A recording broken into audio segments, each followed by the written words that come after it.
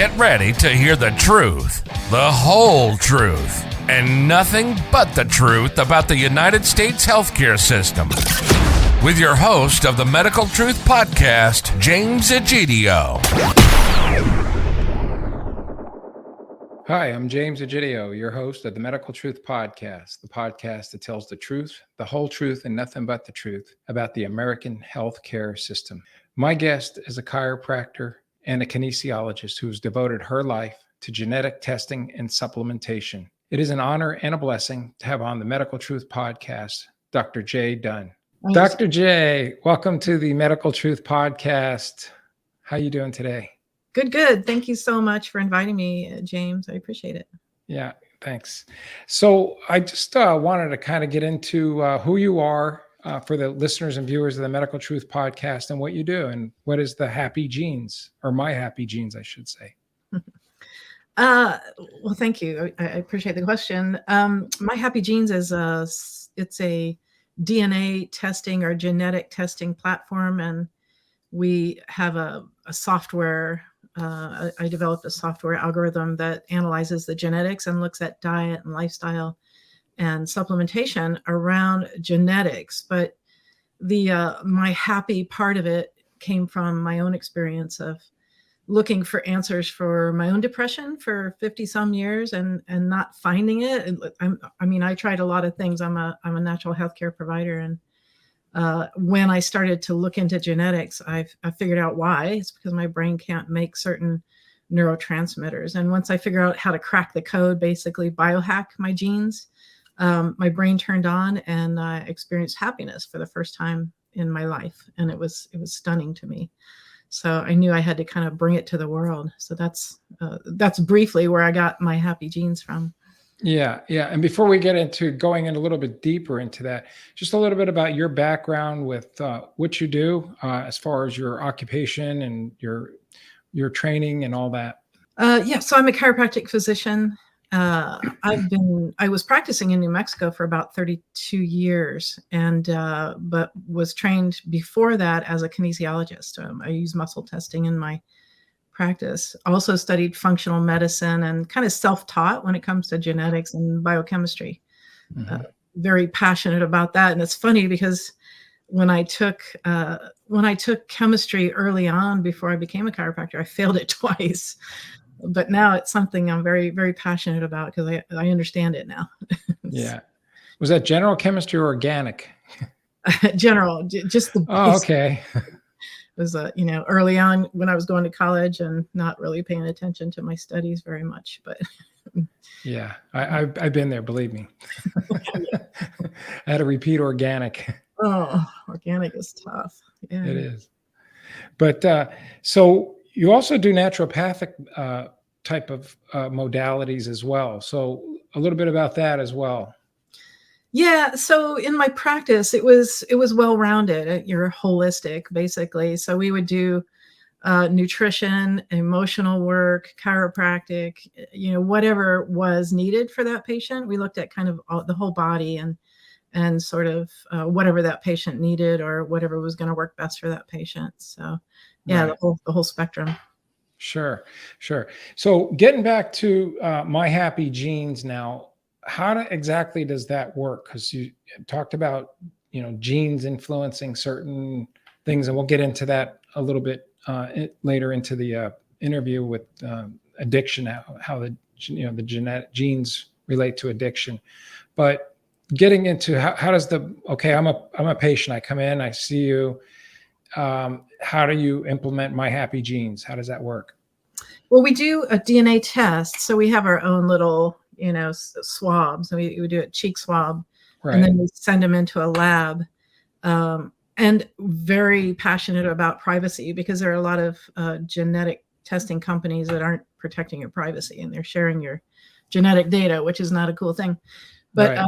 It's all very, very encrypted and private when it goes to the lab. They don't even know who you are. There's no name on it, nothing. And so that information comes back, that raw data that is 675,000 SNPs or pieces of genetic information. And then we process that through our software algorithm and spits out a report. And so when we look at your genes, we're looking at variations from normal. And so your parents, you get one gene from mom and one gene from dad. Right. And that's your code. That's your blueprint, basically, that tells your body how to do certain things. And if you have a change from the normal code in the DNA, it'll change how your body functions. And so that can lead to imbalances. So we look at, what did you inherit? What are its effects on your biochemistry? Let's say, for instance, let me give you a for instance so you can kind of make sense of this. If your parents gave you the wrong code to make the lactase enzyme in your body, you're going to be lactose intolerant, right? It just kind of slow down your ability to make that enzyme and then therefore digest lactose, which is the milk sugar. So it could make you lactose intolerant. If one parent gave you the wrong code for that, making that enzyme, that's what we call heterozygous. And if both parents gave you a wrong code, that's what we call homozygous. Right. If both parents gave you the wrong code, it's about 70% reduced in its ability to function correctly. And so we really look at the body in that context of what genes did you inherit? How well do you detox? How well do you make neurotransmitters? How well do you make methyl groups? How well do you break down histamine, energy production? All the things that happen at the cellular level right. are affected by your genetics. And so that's the kind of the way we look at that. Right. Right. So you get back basically a report from this testing lab, and then you're able to decipher based on that report where these deficiencies are through your genes. Yeah, exactly. So we can spot where, let's say you inherited what I call the warrior gene. It's kind of an interesting inheritance. And it keeps your brain from breaking down serotonin correctly, which can make you like irritable and grouchy. And it's, that's the kind of the warrior that's gene. me. And usually your ancestors were, way back when, were the ones who won the wars and passed on their genes. Yeah. And, if you look at like Genghis Khan, most of the people in Mongolia are related to Genghis Khan because he was spreading it around. But right. And that's the warrior gene. And so sure, I could use that as an excuse when I have a disagreement with my wife. Yeah. I have the MAO too, because my great grandfather was William the Conqueror, and so he was not a nice person. But so I have a patient who made me a shirt that says I have an MAO and I'm not afraid to use it. But it can influence your brain chemistry, and it's fascinating because people don't realize that it could be genetic. It's not that you're a grouchy person on purpose, but your physiology is making you grouchy, and so it's a different way to think about things. Well, you know what I'm thinking right now. I mean, I'm using this as that's a perfect excuse. Right. And well, it's funny you should say that, because there was a case where there was a more lenient sentence. Was convicted of a violent crime because he had the MAO gene. That was one of their defenses. Right. So it's kind of interesting. Like the Twinkie defense.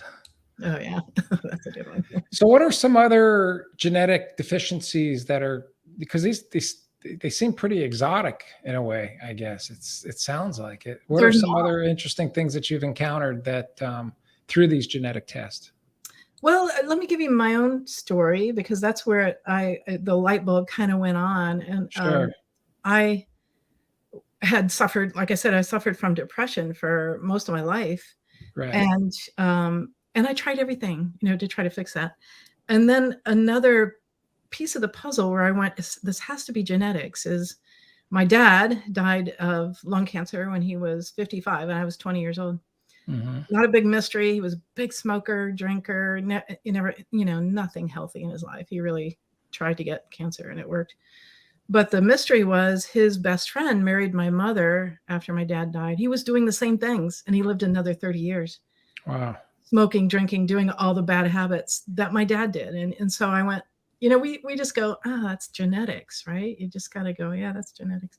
We didn't know, we just kind of parked that over on the side going, we can't explain that. It's just genetics. But now we know. After the Genome Project was finished in 2006, a lot of research started to happen. So it's not that old, it's a fairly new science in many cases. And so I started to look at this, and I was like, genes, I wonder if this is where I'm missing. Several of my patients were not responding to anything I did too. And so I'm like, I know we're missing a piece of this puzzle.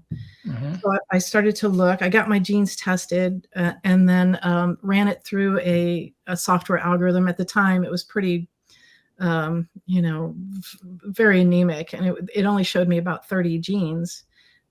In contrast, we do about 575 genes now. But it showed me about 30 genes. And one of them that stood out was the vitamin D receptor. And so I had a homozygous variant there in the VDR. And so I started to go, what is the VDR? How does it work? And so I Googled it, like VDR. And one of the first studies I found said you have a high incidence of lung cancer when you smoke if you have that genetic variant. And I went, oh, there's my dad. And then I started to look at how does it function? What does it do? And it upregulates the brain's ability to make serotonin and dopamine. And I went, wow, I wonder if that's why I'm depressed. My brain can't make those neurotransmitters correctly. And so is it like, oh, sucks to be you? Or is there something we can do? Right. So I started to look at how do we biohack that? How do we work around that? Sure. And so I found what are called the cofactors. So every enzyme in our body requires certain cofactors or coenzymes, to regulate them. And in this case, there were a couple of vitamins that are necessary for that receptor to work correctly, despite the genetic variant.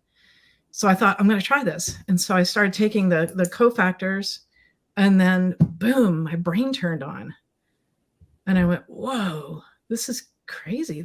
I think this is happy. And I'd heard about it, but I had never really felt it. And I was stunned. I was like, wow, 50 some years of looking for the answer. And here it was in my genes. And then I started to use it on my patients, and like left and right, people were getting better, and they'd come in. One of the first things they'd say was, I just feel content for the first time in my life. I'm not anxious. I'm not depressed. I'm not spazzing out. I just feel content. And I was like, wow, that's so interesting. And then their stories went away. Like my story went away. It was like, I used to think it was because my dad was mean, or I'd been through this trauma. That's why I'm depressed. But then I realized that wasn't it at all. We all have stories of like things that could be making us mad or sad or anxious or whatever. And they're often stories that we make up because we are depressed or right. Do you know what I'm saying? It's like backwards. Sure. When you need a prescription filled immediately, go to quickrxrefill.com for an online doctor consultation and prescription. Whether you left your prescription at home while traveling, are in between doctors, or just simply ran out of your medication, visit quickrxrefill.com now. Consult with a U.S. licensed physician online, and within minutes, get your prescription filled at your local pharmacy. It's that quick, and it's that easy. Plus, not only is quickrxrefill.com safe and secure, they're private and affordable with a 100% money-back guarantee. And they understand how important getting regular medication on time is to staying healthy, especially if you have a chronic condition. Visit quickrxrefill.com now to sign up and talk to a doctor within minutes. That's quickrxrefill.com. What are some of the supplements or things that you used from a nutritional standpoint, in nutritional supplements, that is, that made the difference for the depression, let's say? Oh, for me, it was vitamin K2 and A. And then my body could absorb D. So it's like, imagine this. So here's a vitamin D receptor. D is trying to get in there and it can't. Right. And then when I take the K2 and A, boom, it opens up and D can get in. Right. And then that affects a bunch of other genes that actually let your brain make neurotransmitters correctly. So it was like, boom, it turned it on. And that's just one of them. And the one that I mentioned, the MAO, that one's a B6 dependent enzyme. There's the GAD, which can cause anxiety, and that's a selenium dependent enzyme. So it's very specific, Right. very targeted nutrition for your genes. And Sure. it's never like one gene, one supplement. Right. We look at the pathway. We just fired up the pathway.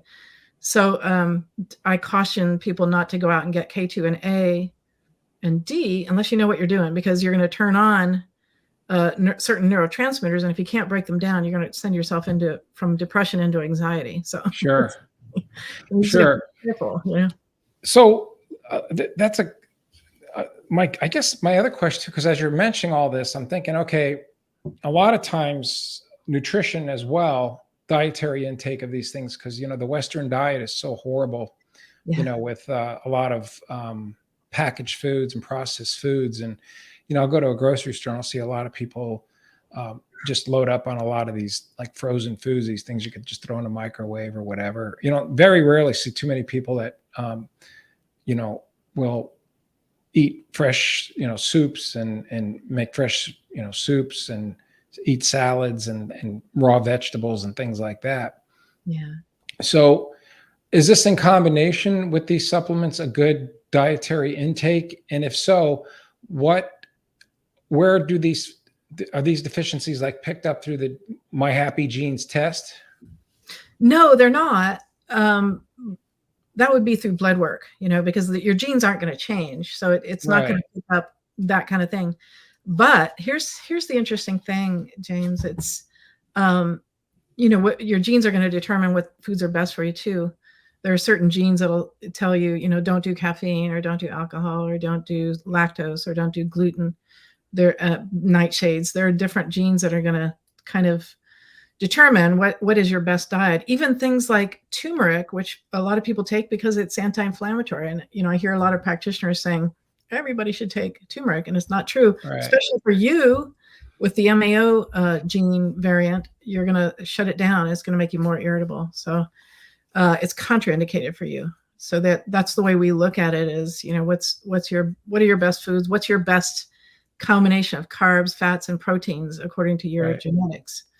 And it's so individual. It's just fascinating to see the variations across the board. Some people do really good on like a high protein, low carb. Others are going to do better on a higher complex carb, lower fat. It's just so different for each person. So sure. So you can actually tailor an actual diet based on these genetic studies. Then is what you're saying? Yes, absolutely. Yeah. Oh, that's awesome. Yeah. That's so the combination of like the right diet for your genes and the right supplements for your genes. But then here's the really interesting thing that happens. When you get your biochemistry balanced, people eat better because now they have energy to go out and, like you say, buy fresh food and prepare it. If they're off balance and their mitochondria, their energy making centers of the cells aren't working well and they're tired, at the end of the day, they're going to reach for something fast. And it makes it worse. So, to your point, the standard American diet where it's fast food and et cetera, when it's fast, when you're exhausted, that's what you're going to reach for. But when you're not, then you're going to take the time to go shopping and prepare. And that takes energy, Yeah. Yeah. And this could work it sounds like it could work into even losing weight loss. Yeah. And then what I want to talk about too is even addiction and how this works with addiction as well. Yeah, that's one of my favorite topics. Yeah, I know. And that's what I want to get into a little bit here. In fact, not even a little bit. Let's dive into pretty deep a little as far as the genetic testing and neurotransmitters. So go ahead. Well, yes. I mean, it's huge. And I didn't really know it was going to be. It was sort of a surprise. I had a patient who her aunt brought her in because she was a meth addict. And she had left her two little girls at home on multiple occasions because she went off, to a meth house and left them. And they'd call their aunt up and say, "Mom's been gone again. Can you come and get us?" And so the aunt was one of my patients. So she brought her niece in and said, "Can you help?" The niece didn't want to do this. This isn't like a willpower issue. She loved her kids. But this drug is so powerful. And So I said, I don't know. It was in the beginning phases of doing this work with the genetics. And I was like, I don't know. Let's see what happens. And I put her on a program, with the methylation and the genetics. And she came back a week later and said, I don't have any cravings for meth. And if you know anything about addictions, you go, that's nice. Yeah. We'll see, because, they'll say I'm fixed or whatever, or I'm off of it, or I'm quitting. And then they'll often, relapse. But so a year went by and she got her kids back. She got a job. She got a house. Everything was going great. No cravings for meth. She was completely off of it. And then she stopped her supplements and she went right back to doing meth. Oh, wow. And the aunt called me up and said, don't let her run out of supplements. We'll pay, and to keep her on it. And so we sent her supplements and got her back on the program. She got off the meth again. I just saw her. She just got married, and that's been 12, 13 years ago. Oh, wow. Beautiful. And she's doing amazing. Yeah. Yeah. And so that was the first time I saw it. The second time was with a cocaine addict. And again, I was like, maybe that was a fluke. I don't know. Let's try it again. And same thing. This was a guy who was like in and out of jail because he'd start doing cocaine, start stealing, get arrested, go through rehab, come out of jail, do the same thing again, over 20 years of it. And it just stopped. And he's doing great. And that's been 8-10 years ago. Yeah. What kind of supplements do you see the deficiency with that will heal a person in a situation like that on, let's say, methamphetamine or cocaine? Well, it isn't like, okay, you have addictions, take this. We look at what genetic variants do they have. And one of the biggest areas we look at is dopamine production, because that's what they're trying to do, is get a dopamine hit with drugs, with alcohol, with gambling, with pornography, with all addictions. Even workaholism, is a low dopamine state. We're looking for that dopamine hit. The whole phone addiction thing, that's dopamine. Every time a ding goes off on your phone, you get a hit. The reward center. Yes. Yeah. And so we get the brain making more dopamine, flood the brain with dopamine, and suddenly they go, meh, it doesn't even appeal to me anymore. It's weird. I just don't want it. And that's cool. That's just so cool. And I want to get involved in helping people with addictions, because it's so damaging to them, to their families, to their, their parents, kids, the whole thing. It's sad. And it's so prevalent. So, yeah. Yeah. So when you talk about dopamine and serotonin, again, with the supplements, from a nutritional standpoint, what do you suggest? I suggest getting your genes tested. Because we look at, the interplay of this gene and this gene and this gene and this gene. So it's a very unique, a pattern that we see on each person. So it isn't like, oh, with addictions, take this. It could be they need methylation. So they need the B complex, the methylated B complex, to upregulate the production of dopamine. Or it could be that they need the vitamin D receptor stuff that we talked about, because that gets the brain making dopamine. It could be that they need, some gallbladder support so they can absorb the fatty vitamins. A, D, and K are, fat soluble. So it's very individual. It could be that they need support for mitochondria to just upregulate the activity of that enzyme. So it just depends on their unique genetic profile. Right. Yeah. So when you look at this report and you see these deficiencies, then you could say, okay, this is the combination of supplements that we have to use. Yeah, the software does it for you. So Oh, it does. Yeah. So I can't think, okay, they have this. It doesn't, so, and I knew a lot of practitioners would have a hard time, getting a degree in biochemistry and genetics to run this. And so the software will do it for you. It'll calculate your symptoms. So you put in all your symptoms, like I have fatigue and I have, addiction to cigarettes, or, I have trouble sleeping, or, there's a whole list of symptoms that we ask. And then we can get an idea of, okay, you have this gene and you have that symptom. Here's the supplement recommendation for that pathway to fire it up. So Right. it gets very specific. Yeah, I had a doctor on, Dr. James Greenblatt. He's a pediatric psychiatrist. Yeah, I'm familiar with him. He's awesome. Yeah, he is. And I had him on because he devoted his career to doing research on magnesium deficiency in children.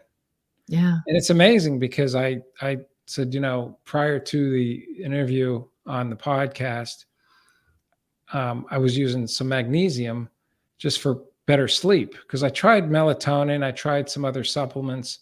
Melatonin doesn't really work. Yeah, for you, if you have the MAO gene, the warrior gene, it's contraindicated because that's melatonin is broken down by the MAO. Oh, it is. Is that why it didn't work, you think? Likely, yeah. Really? Yeah. So what happens for what does the MAO need, the MAO gene, for someone like me with the warrior gene? And that I'm wearing proudly now. Yeah, right. That's usually a B6 dependent enzyme. So pyridoxal 5-phosphate is B6 would work well. Yeah, phosphorylated if you can get it. The pyridoxal 5-phosphate. And what does that do? Does it calm you down? Yeah, it does. If I don't take my supplements correctly, I can get pretty grouchy, and it's like, wow, what's the matter with you? And I catch myself and I go, oh yeah, I gotta get my B6 going again, and start. Yeah, because I'm not on any medication personally. I take a lot of supplements. I'll take like bromelain, a multivitamin, 2,000 milligrams. I've been doing since I'm 16 years old. Of what? Vitamin C. Oh, okay. Yeah, and I take most of, if not all, my supplements in a capsule form, because the bioavailability of the supplement is much better than tablet. Because well, I just caution you on the multivitamin. Tell me. It seems pretty innocuous, but it's not going to be correct for your genes, and so it could upregulate certain pathways that are detrimental, and then not regulate enough of the ones that you need. So to get a multivitamin to really fit your genetics is 1 in a million. So that's why this, the supplements that are recommended by the genetic program are piecemeal. They're like, oh, you need B6, but you don't need B12. You need selenium, but you don't need zinc. You know what I mean? It's like, it's going to be dialed into exactly your biochemistry. Sure. And it's when you do that, it's stunning what happens. How we correct these deficiencies that we've inherited, or the tendency toward a deficiency, and balance the body through understanding the exact right targeted nutrition for you. Yeah. The multiple is going to be, all over the place. But what is methylation? Because you mentioned that. Good question. Yeah. So that was what led me down this path of trying to understand the missing piece in natural health. I kept hearing that word, methylation. I'm like, what is that? And did a deep dive into trying to understand that. And what a methyl group is, a carbon and 3 hydrogen molecules. That's the chemical formula. But what it does is amazing.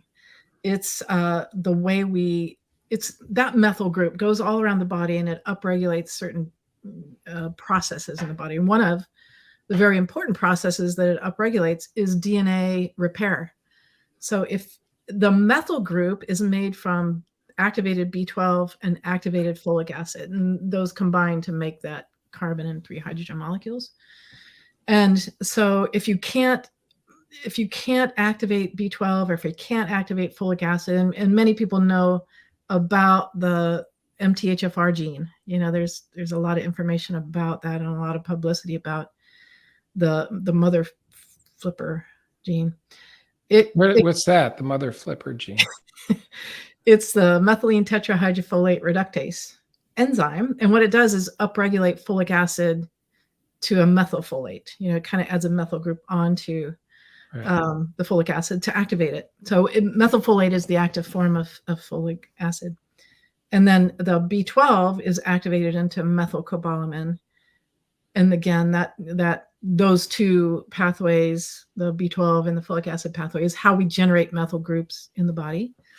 And those methyl groups go and repair RNA, DNA. They make creatine, which is like the main fuel for muscle and brain function. They keep a gene from being expressed. And this is the really cool piece of it. So let's say you have maybe a BRCA gene or a gene that could cause cancer or heart disease or something in your, you know what's coming down the line, right, from your family history. Sure.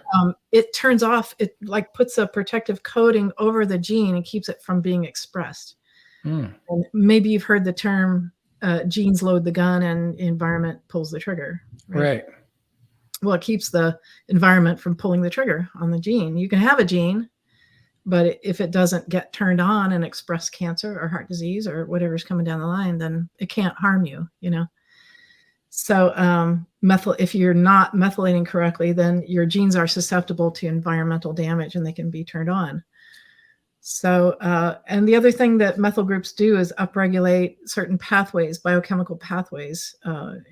They turn on certain genes that help you detox adrenaline, let's say, or detox or break down histamine. So if you don't methylate correctly, one of the major symptoms would be allergies. High histamine levels are one of the classic indicators that you're a low methylator. And so you might need supplementation with methylfolate or methyl B12 or. Yeah, that must be expressed a lot with patients that you see that have been vaccinated. Yeah, well, it's very true. That is exactly right. And there's a real high correlation with people that have methylation genetic variants and damage from vaccines because they can't turn on their detoxification pathways correctly. And some of the excipients and heavy metals that are in vaccines can build up and create damage to the neurons. And so, I know controversial studies out there, but there are quite a few of them. I wouldn't personally call them controversial because I've seen that happen with people, and I've also been able to turn off the like autism that has happened after a vaccine just by methylating a patient. Yeah, and the MMR, to be specific too. I interviewed Dr. Paul Thomas out of Oregon, and he did a research study on that, where he was crunching some numbers on patients that were coming in that were who received the vaccine, the MMR, and he separated the exam room into patients that were vaccinated versus unvaccinated, and accumulated a lot of data with a numbers cruncher friend of his who was a neonatologist. And what he found was that there were a lot of illnesses, pediatric illnesses due to the vaccine, the MMR, but also autism that was linked to autism. So when he presented this data to the CDC and to the Oregon Board of Medicine, they took his license away.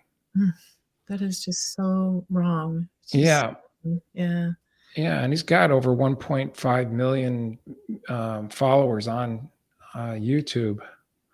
Wow. But there's a lot of damage. So that stuff does get expressed through this gene test. Yes. Yeah. So those are areas we look at real closely, is how well are you methylating? And if you're not methylating correctly, then, I'm just not a fan of vaccines. No. And I know you aren't either. No. So not at all. some people are forced into it, and it's unfortunate. But I'll say, you're going to have to load up on methyl groups. You're going to have to start a detox program. You're going to have to prepare for this because the potential for damage with you is pretty high. So. Yeah, you must be seeing a lot of inflammation too, right? Yeah. I mean, one of my patients was completely paralyzed from the COVID vaccine. I've seen a lot of damage from the COVID vaccine on patients, and it's just heartbreaking to me. Yeah. I personally know 8 people that passed away suddenly from the vaccine. Yeah, and still counting. But what I did is I have displayed the website where they can find myhappygenes.com, right? That's the website. They can order the test directly from the website. Yes, they can. One caveat they can get the mood and personality and the diet report, but the supplementation has to be done through a healthcare practitioner who's familiar with it. Because let's say somebody was on an antidepressant and we start upregulating their production of serotonin and dopamine, they're going to go too high. So we wanted to make sure that they were under the care of a physician when they do supplementation, because it's very powerful. It's very powerful medicine when we start targeting exactly what we need to give them, even though it seems like, oh, they're just vitamins. It's like, no, this is like how we regulate your body. And if you're already, let's say you're on an SSRI, selective serotonin reuptake inhibitor, and we start making more serotonin, we could send you into a bad place. And so Sure. we want to make sure that there's cautions there. Or you're on a blood thinner and we start giving you K, which is a blood thickener, that wouldn't be good either. So we want to make sure that, there's caution around what you're doing and somebody watching you, so. The other 3, we have 5 reports. The first 2 you can get as a consumer. The other 3 only available through a licensed healthcare provider. But we have a list of them on our site if you're interested, or if you have your own practitioner and you want them to look at the report and just, make sure you're okay on the supplements, that's fine too. So. What's the cost of the test? The DNA test is $295. That includes the first report, the mood and personality, and it gives you all the genes, the 576 last count genes, and all the studies. Everything I say on there, I back up with a medical study, so it's like all scientifically very sound.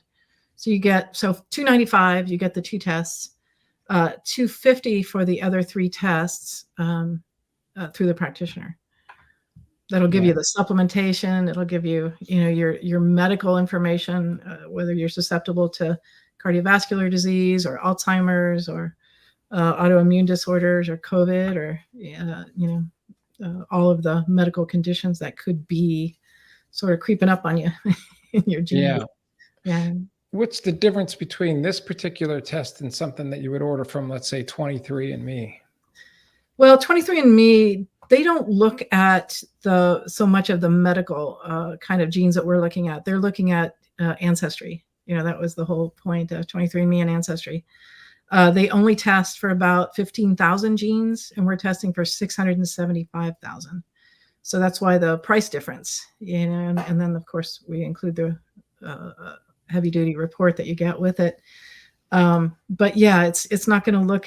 We used to run 23andMe through our algorithm, and it only showed us about half the genes that we were interested in looking at, and half of the biochemical pathways that we're interested in balancing.